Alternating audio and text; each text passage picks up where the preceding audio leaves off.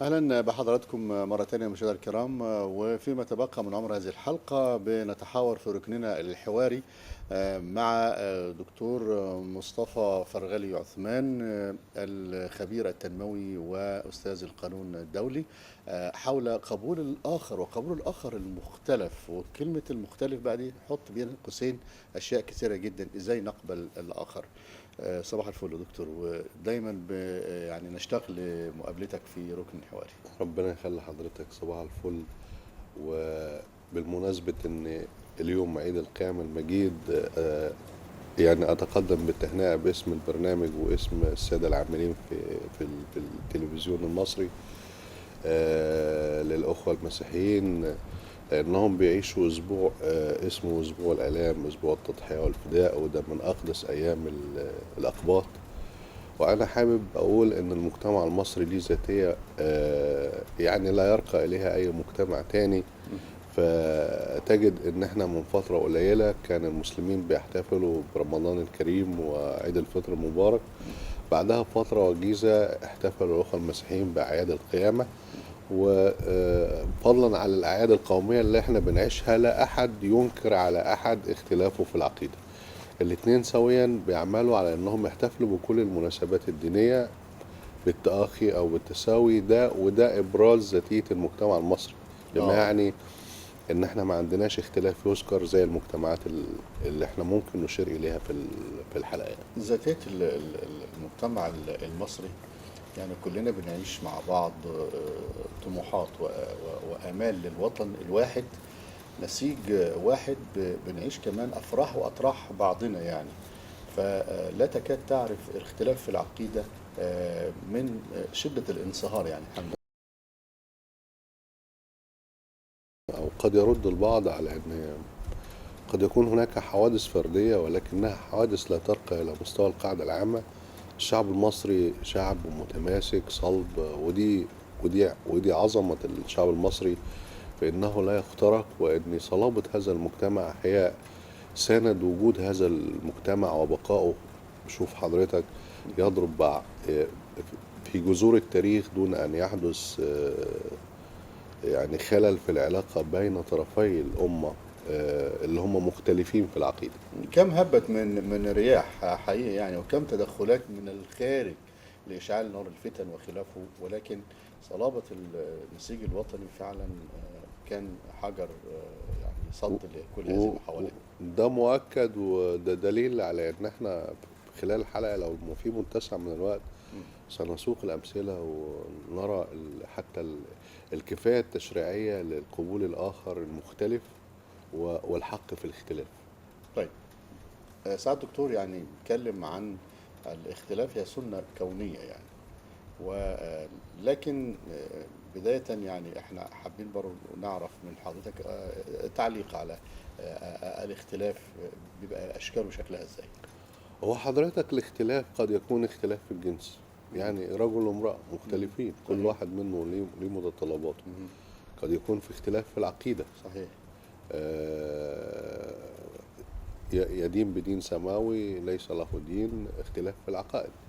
قد يكون اختلاف في العرق، ده عرقه ينتمي إلى أمازيغي، مصري، أفريقي. صحيح. قد يكون هناك اختلاف في الاجتماع، يعني اختلاف اجتماعي. ده كله من المستويات الاقتصادية، يعني هذا فقير وهذا غني. يعني اختلاف مهني. يعني ده ينتمي إلى نقابة، وده ينتمي إلى نقابة أخرى، والاثنين مهنيين. اختلاف وده زمالك. اختلاف رياضي. فده نوع أنواع الاختلاف. إزاي أنا بقى أتعامل مع من يختلف معي كل هذه الاختلافات؟ وده اللي هو احنا بنسميه الحق في الاختلاف. يعني أنت من حقك تبقى مختلف تماما عني، وقبول هذا الاختلاف، وأنا كشخص أقبل هذا الاختلاف. بس في حاجة المفترض إنها يعني الاختلاف ده طبعا هي نتيجة ممارسة حقين مختلفين، اه حقك في الاختلاف وحقي في قبول هذا الاختلاف. اه ازاي بقى ده هيحدث؟ ده اللي هنشوفه. يعني احنا لو قلنا الاختلاف سنة كونية زي ما حضرتك أشرت، هتجد بالفعل كتاب الله سبحانه وتعالى المولى يقول في محكم كتابه: ولو شاء ربك لجعل الناس أمة واحدة نعم ولا يزالوا مختلفون. يعني إذا هذا هي سنة الله. والآيات كتيرة من القرآن الكريم: ولولا دفع الله الناس بعضهم ببعض نعم لفسدت الأرض. صحيح النبي عليه الصلاة والسلام كان بيعيش في مجتمع في تباينات اجتماعية واقتصادية وحتى عقائدية. كان في المدينة في مجتمع اليهود، مهم. لكن من جماع ده أو من العرض ده مهم. تجد ان الاختلاف وارد، وعليك ان انت تتعامل مع المختلف، وعلى المختلف ان انت تقر له الحق في الاختلاف. ربما هذا الاختلاف يكون له سر في يعني الرغبة في الاكتمال، يعني حضرتك ده التكامل. بيكمل التكامل. اكيد مم. اكيد والا يعني لما المولى سبحانه وتعالى بيقر الاختلاف ويجعله سنه كونيه، مم. ده من اجل ان المجتمع يتكامل. يعني ما فيش، لو المجتمع كله من اصحاب الياقات البيضاء هتجد ان محتاج عماله. مم. لو المجتمع كله من الناس اللي هي بتعمل بمهنة واحدة هتجد ان هو غني في مهنة وفقير في مهنة. من يجري جراحة المريض مثلا، أو من يصلح السيارة، أو من يكنس الشارع، يعني كله تماما تكوين. تماما. صحيح. فالاختلاف هو التكامل، هو سنة كونية. مم. لكن قد يكون هناك بعض الاشخاص او قصار النظر فبيتعامل مع المختلف معاه بان هو بيبقى يعني ما بيقرش له حق الاختلاف، بيصطدم معاه. وده اللي مش وارد اطلاقا. حتى في ثقافة الحقوق أصلا احنا عايزين نقول: لك الحق في أن تكون مختلفا، مم. ومن الواجب علي أن أقبل هذا الاختلاف. التوفيق بين هاتين الأشياء، أن الإقرار بالحق دائما حتى في الثقافة الغربية اللي بيعتبروها هي منشأ الحقوق وهي ليست كذلك. الحقوق أنشئت في الشريعة الإسلامية قبل الثقافة مم. ولذلك حتى في مجتمع، يعني من الممكن تجد في الدولة الإسلامية في واحد من الفرس، في واحد من الروم. ما ده اختلاف اجتماعي. ممكن تجد في عقيدة زي المسيحية، تجد في مسلمين. المجتمع ده تم رغم التباين عاش ازاي؟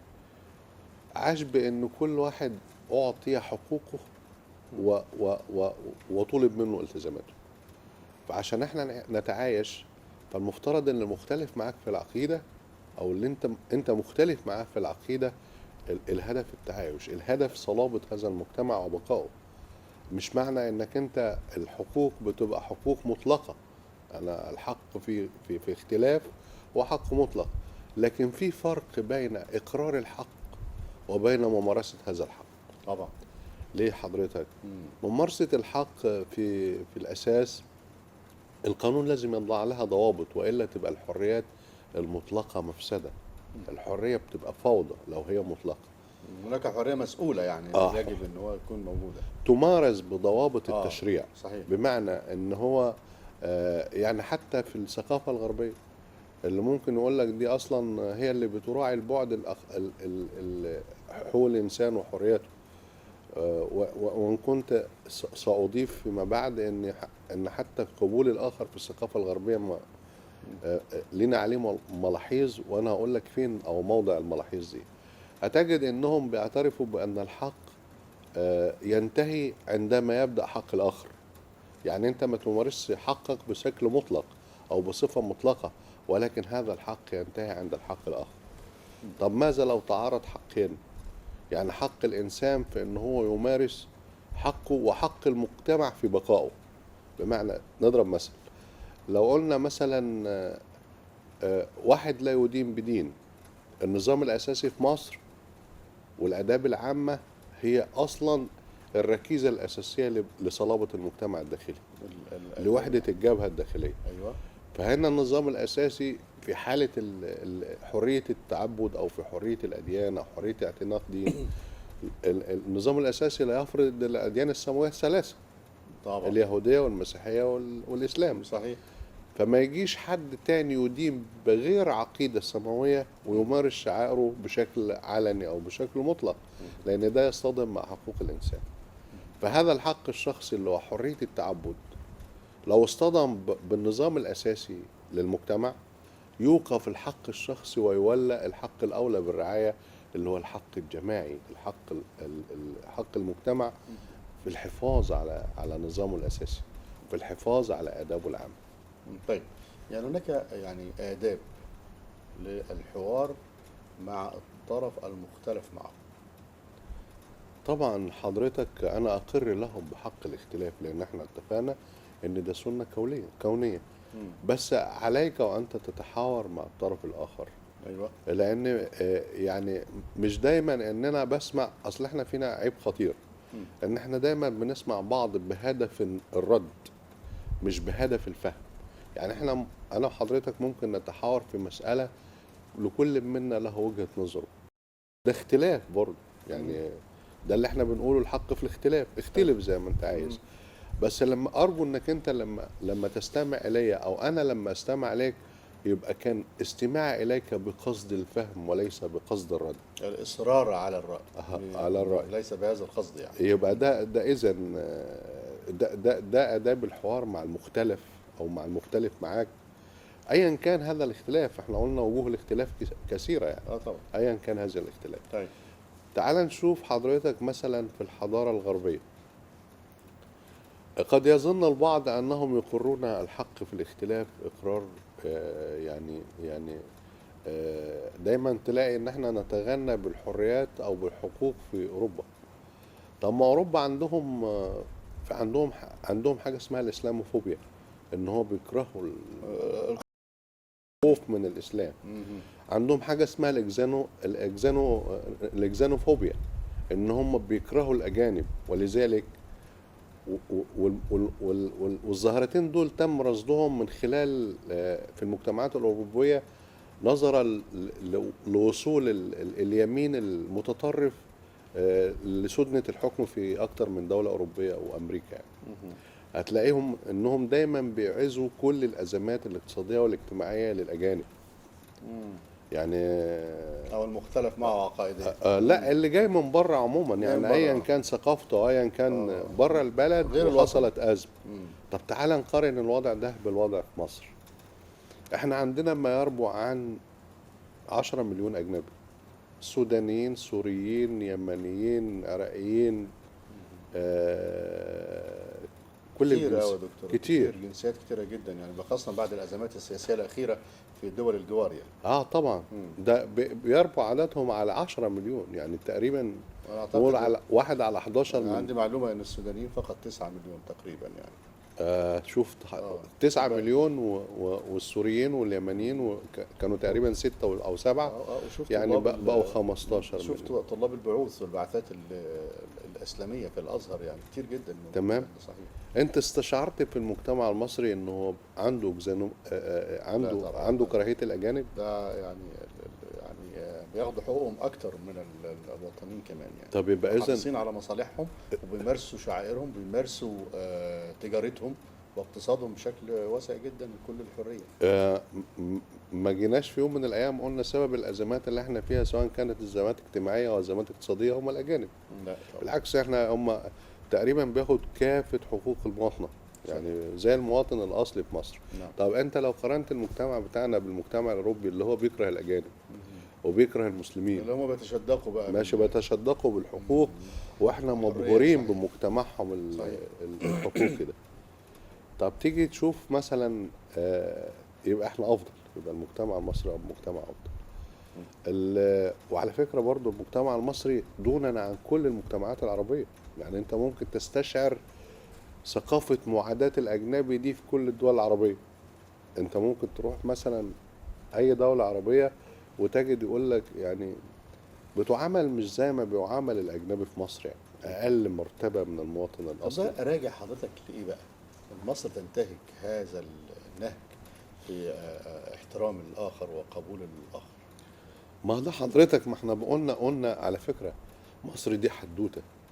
يعني دايما اقول لك حاجة، انا سمعت مقولة عجبتني جدا، بيتقال ايه؟ ان مصر دي عاملة زي المعدة، تستقبل كل الثقافات ولا تخرج الا عصارتها.